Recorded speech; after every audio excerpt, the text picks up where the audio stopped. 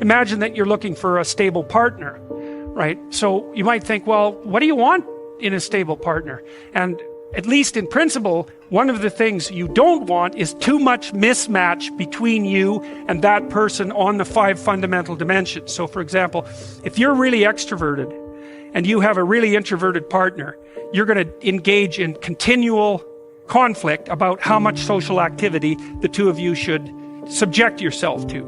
And it's very, very difficult for people who widely differ on those dimensions to come to consensus, because it's not just a matter of opinion, right? It's really a matter of different, if you're looking at extremes, of really different types of people. And the thing about introverts is they just don't enjoy large-scale social interaction that much. One-on-one, they're often fine, but in a group, they don't like that, and it tires them out. Whereas a real extrovert, it's like you isolate them and they just wither on the vine, because a huge part of what actually motivates them in a positive way is tangled up with social interaction.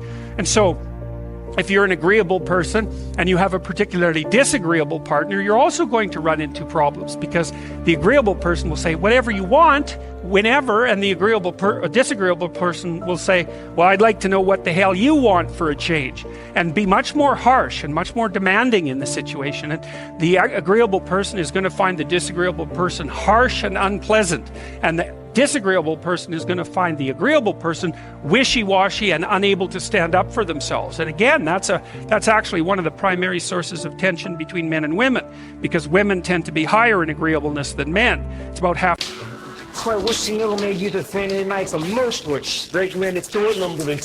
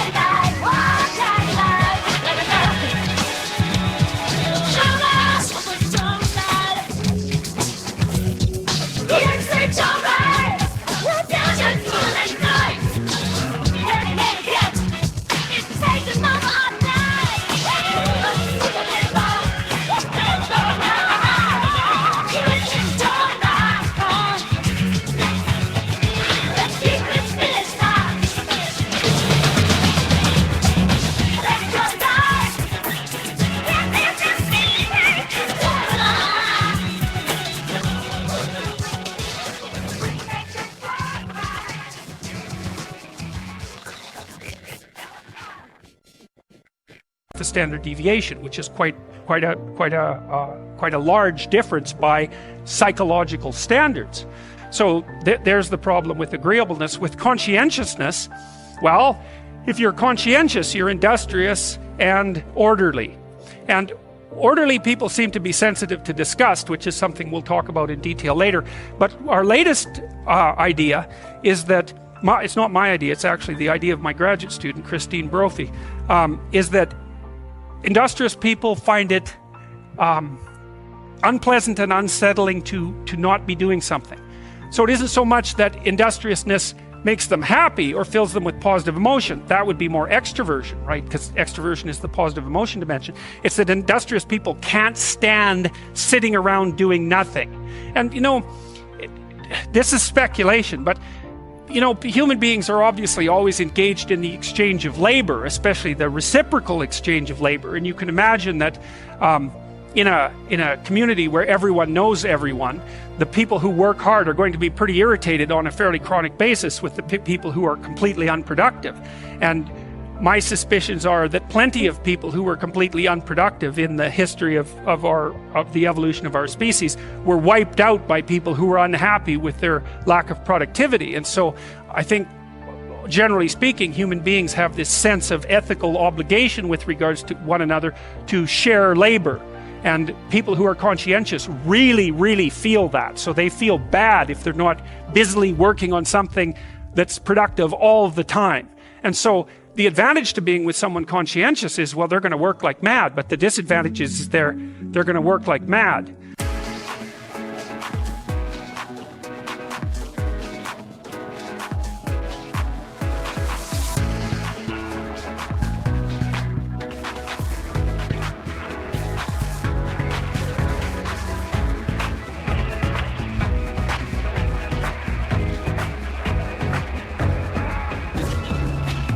I use my fish in a storm that I be losing all around. This is me in a time, and I'm meant to be in your life.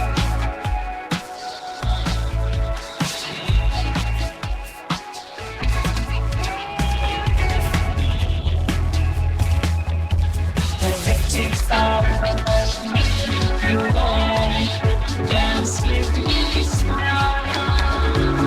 That's light up the sky. Be discontent and trust.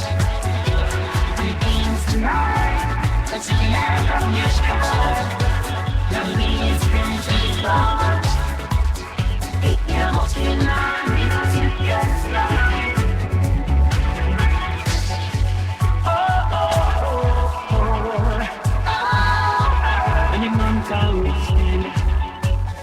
Where to go that living there? Why can't combinations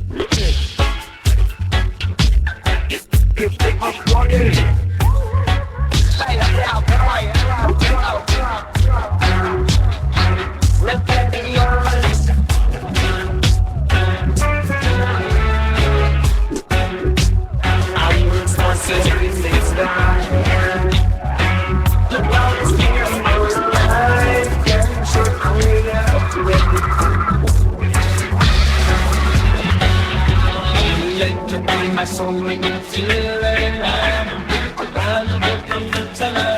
It's right up the start of all the dice. It's fine, they don't chase. We can't deny.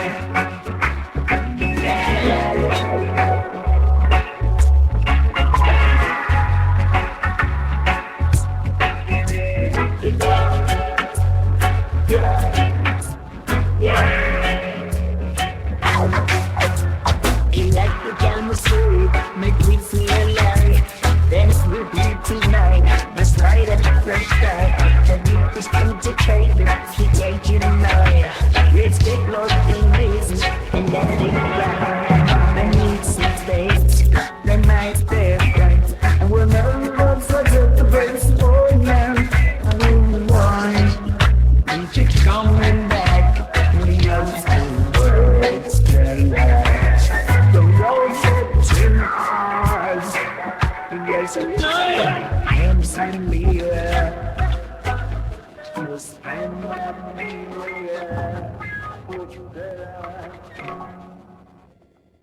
So, you know, if you're looking for a partner that you want to relax with or have fun with, or who isn't uptight, then a conscientious person is probably not a very good choice. On the other hand, if you're a conscientious person and you're living with someone who's really unconscientious, that's good because they might be able to help you relax, but you're not going to be happy with them because they don't work nearly as hard as you do. But even worse, on the orderly dimension, you know, some of you have had roommates and maybe you're more orderly than your roommate. What does it mean? It means you're annoyed by mess before they are. And you don't have to be annoyed by mess much before your less orderly roommate for you to be the one that's always running around picking things up. And so actually, one of the things that's emerged from the psychometric analysis is that women are slightly more orderly than men. And I suspect that has something to do with the, what would you call it, inequitable distribution of housework. Because even if imagine that your proclivity is to be triggered by disorder 25 seconds before your partner's. Well, you're going to end up, it doesn't take much difference for you to be the one that's always concerned about the mess first. So anyways, and so if you're a really orderly person and you live with a disorderly person, well, good luck getting along with them. They're going to regard you as like uptight and over concerned with details and unwilling to relax, that's for sure. And they're going to regard you as, well, just a bloody mess. And how can anyone possibly live with someone like you? So another reason why it's useful to understand your personality is because I think it gives you a better crack at finding someone that you can actually live with over the long run. And we don't know what the optimal, I don't think you want to live with someone who's exactly like you, because then both of you have the same strengths and weaknesses, and there's a bit of a problem.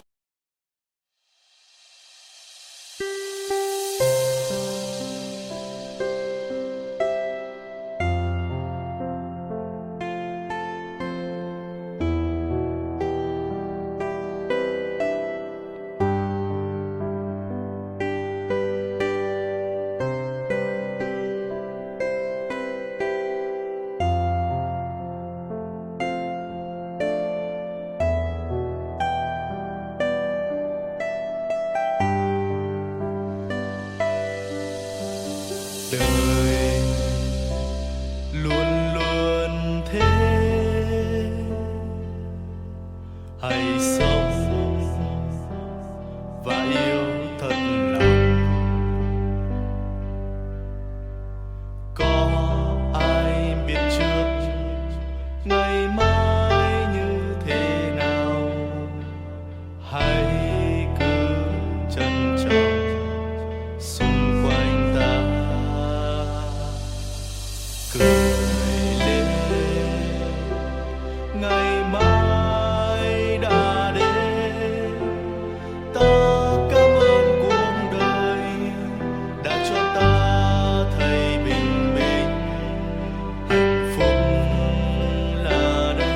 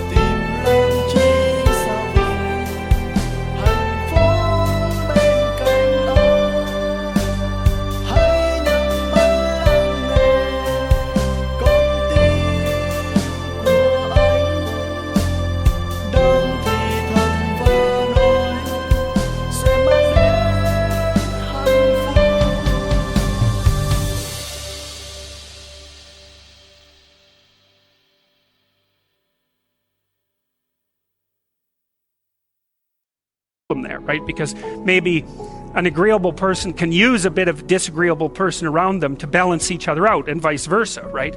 So we don't understand the optimal balance for long-term thriving in a relationship, but I think we do understand the fact that if you're too different in your traits, that where you're different is going to constitute a chronic source of conflict. The next most important thing is trust, man. It's like there's no marriage that's successful without trust. You've got to tell each other the truth. And one of the reasons that Jung believed that marriage and an oath, and Carl Jung, as a bond was necessary. It's really wise. It's like, telling the truth to someone is no simple thing, because there's a bunch of things about all of us that are terrible and weak and reprehensible and shameful and all of those things, and they kind of have to be brought out into the open and dealt with. And you're not going to tell the truth about yourself to someone who can run away screaming when you reveal who you are. And so the marriage bond is something like, okay, here's the deal. I'm going to handcuff myself to you, and you're going to handcuff yourself to me. And then we're going to tell each other the truth, and neither of us are going to get to run away. And so once we know the truth, then we're either going to live together in mutual torment, or we're going to try to deal with that truth and straighten ourselves out jointly. And that's going to make us more powerful and more resilient and deeper and wiser as we progress together through life. And I think that's absolutely brilliant, because if you leave the back door open, man, you're going to use it, that's for sure. And the oath is there, and this was...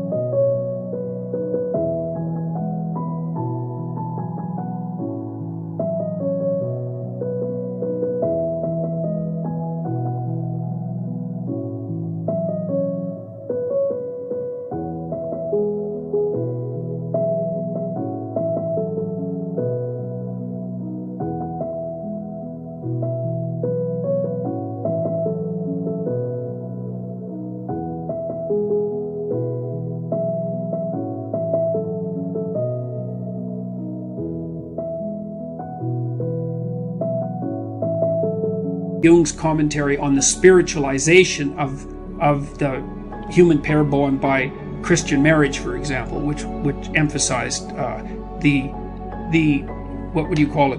subordination of both members of the marital union to a higher order personality that was embodied in the figure of the Logos.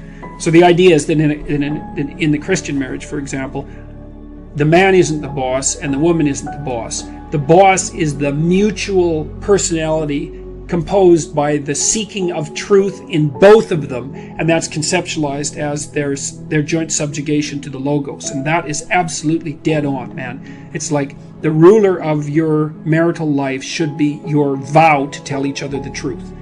Because, like, in hard times during your life, when you've done something stupid and idiotic that might take you down, and you don't have anybody that you can turn to, if you have a partner that you can trust, you can go say, hey, I made a big financial mistake, man, and it's really torturing me, and I feel like a complete idiot, and it's really dangerous. And the person there is going to help you figure out what to do about it. And they're going to know that when they make a stupid mistake, and they're bloody well going to, that they can come and talk to you, and that you guys are going to work your way through it. And that's a big deal. And so, well, you look for someone that you're attracted to, that you love, and then you look for someone that you can bloody well trust, and then you tell them the truth, and that way maybe you can get through life, and you can have someone to weave the rope of your being with, and together to make your joint rope stronger, and you can have some continuity in your narrative, and you can have children, and then you can have grandchildren, and like you can have a life, man. And there's nothing.